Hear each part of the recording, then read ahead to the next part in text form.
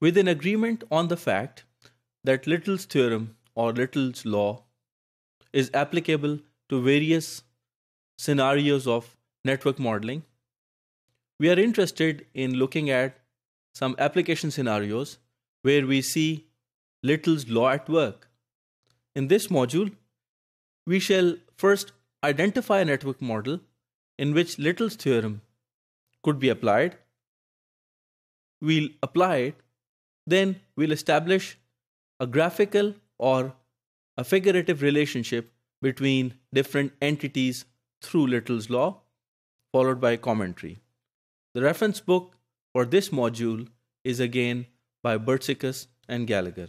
Let's recall when we talked about flow control either through end-to-end or node-by-node flow control.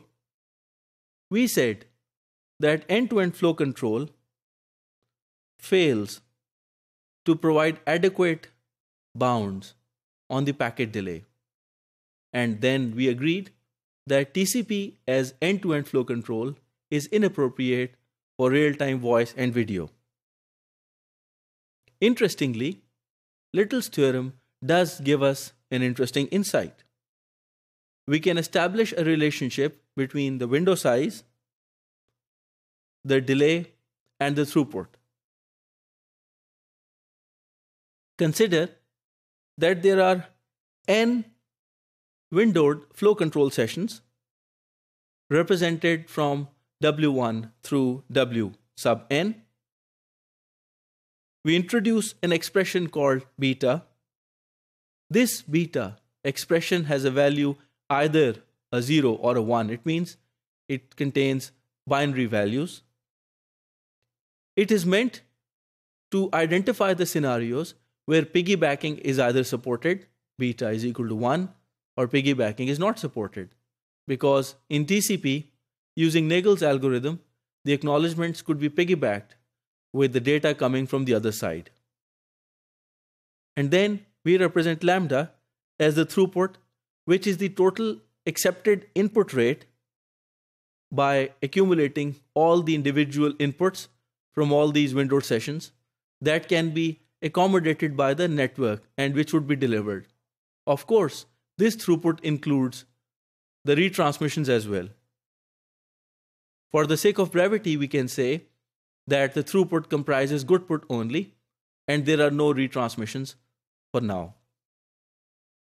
The mathematical relationship which emerges as Little's law is of the form: the time it takes for these packets averaged for a packet is represented by T is equal to summation for all these windowed sessions, beta sub I times W sub I.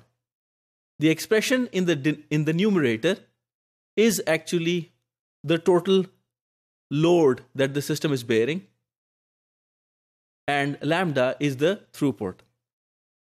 This expression tells us an insight into how the network is going to behave given these various windowed sessions and what would be the impact on the latency or delay as an average for a packet.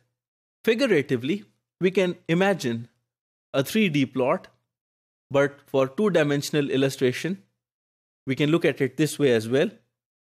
On the x-axis in the graph, we have the number of actively controlled windowed sessions.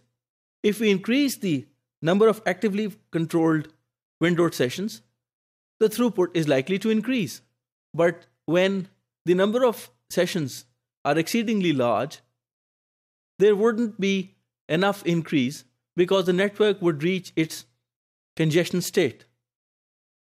So if the packets are not lost, the packets would experience delay.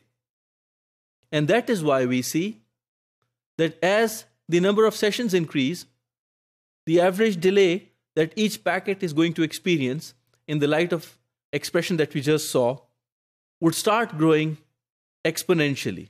It means the packets would get through if we increase the windows and each window is transmitting packets, but the delay they are going to experience would become large. we can say formally that when network is heavily loaded, the average delay per packet does increase. Linearly, with the number of active sessions, the throughput starts becoming constant.